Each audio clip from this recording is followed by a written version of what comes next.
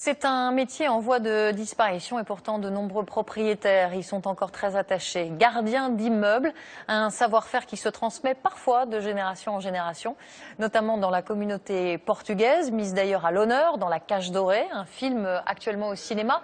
Alors, héritage ou vocation, portrait croisé d'une mère et de sa fille, signé Julie Bécry chez Benjamin Poulain. Au cœur de Paris, un petit bout de Portugal. C'est le monde de Maria da Costa. Dans la cour de l'immeuble dont elle est la gardienne, elle soigne le mal du pays qu'elle a quitté il y a 40 ans. Ça vous rappelle un peu la campagne en ville? Oui, parce qu'au Portugal, j'étais en pleine campagne et on avait des petites plantes comme ça. Donc ici, ça me promet de penser un peu à là-bas. Voilà, les gens de l'immeuble sont contents de voir tout ça. 2 immeubles plus loin, comme un air de famille.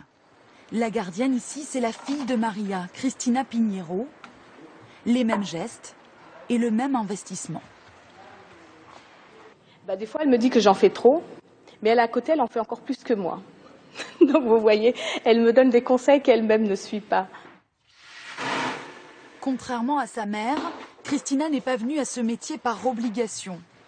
Aide-soignante pendant 10 ans, lorsque l'opportunité d'une loge s'est présentée, elle n'a pas hésité. J'ai fait des études, pas très longues, mais voilà, qui me permettaient de faire autre chose que la plupart des Portugaises, comme on dit, gardiennes d'immeuble. Donc aujourd'hui, si je fais ça, c'est vraiment un choix.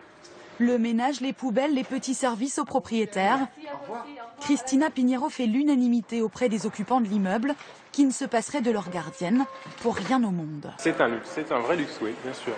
On peut confier des clés, on nous montre le courrier de temps en temps, il y a des paquets, on nous appelle, c'est très pratique.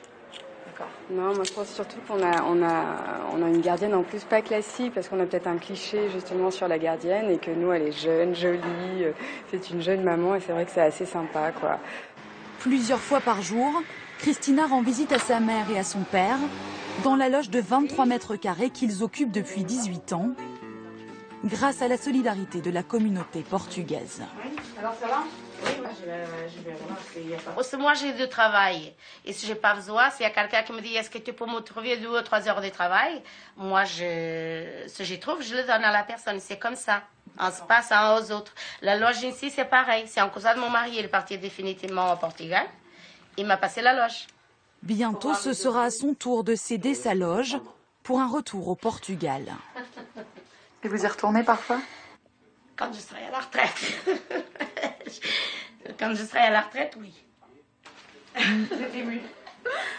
Oui, je suis émue parce qu'elle a été obligée d'immigrer pour... Personne quitte son pays par plaisir, en fait. C'est par nécessité. Et bon, c'est vrai qu'on a toute la famille, on n'a pas vu nos grands-parents vieillir. Enfin, voilà, quoi. Maria part, Cristina reste. Des années après le déracinement, l'histoire familiale se prolonge entre 2 cultures.